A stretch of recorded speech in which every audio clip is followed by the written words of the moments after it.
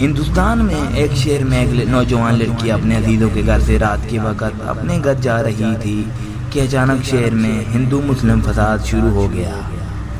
جس محلے سے وہ گزر رہی تھی اس میں ہندوؤں کی اکثریت تھی۔ لڑکی پریشان ہو گئی، اب کیا کرنا ہے؟ ہندو نے دیکھ لیا تو میری عزت کا خطرہ ہے۔ سامنے ایک مسجد میں گھس گئی۔ مسجد کا محسن ایک طالب علم تھا، وہ مسجد میں رہتا تھا۔ جب اس نے دیکھا کہ ایک نوجوان خاتون اندر آ گئی تو اس نے خدا تعالی کے واسطہ دیا کہ تم یہاں سے چلی جاؤ، میری عزت خراب نہ کرو۔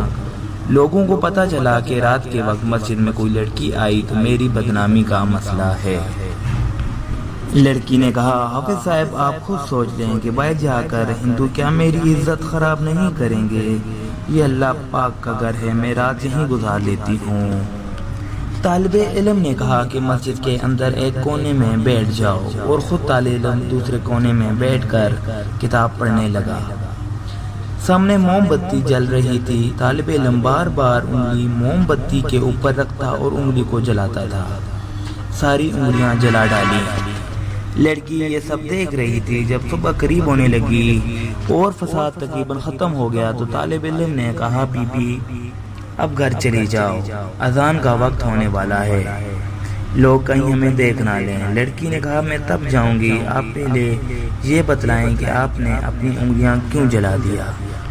طالب علم نے بتایا کہ شیطان ہر جگہ موجود ہوتا ہے۔ شیطان جب گناہ کا خیال میرے دل میں ڈالتا تو میں انگلی موم بتی کے اوپر رکھتا اور اپنے آپ کو کہتا کہ اس معمولی آگ کو برداشت نہیں کر سکتا ہے، اگر گناہ کر لیا تو آخرت کی آگ اس سے کہیں زیادہ گرم ہوگی۔ تو اسی طرح شیطان غلط خیال دل میں ڈالتا اور یوں میں نے ساری انگلیاں جلا دی۔ اس کے بعد لڑکی اپنے گھر چلی گئی۔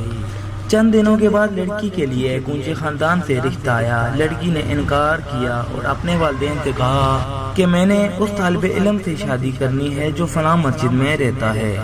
پھر پوری بات بتلا دی اور لڑکی نے کہا کہ اس طالب علم کے دل میں خدا خوفی ہے اور نیک لڑکا ہے، اگر اس کی ماں باپ راضی ہو گئے اور اس طالب علم کے ساتھ اس کی شادی ہو گئی۔ لڑکی والوں نے اس کے لیے مکان بھی بنوایا۔